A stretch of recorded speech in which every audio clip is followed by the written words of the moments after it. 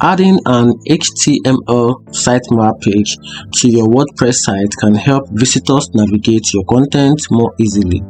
In this video, I'm going to show you how to add an HTML sitemap page in WordPress. So if you want to do that, install and activate the plugin to your website. So the first thing you have to do is go to your dashboard, WordPress dashboard, then navigate to plugins, add new, tap on add new, then search for simple sitemap and click install now.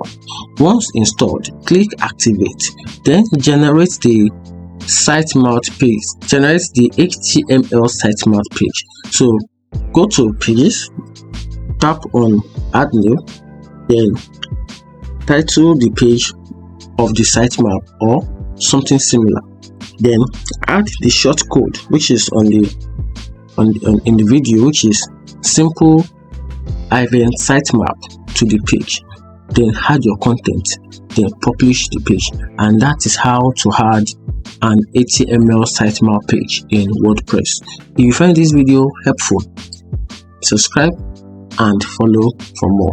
Thank you.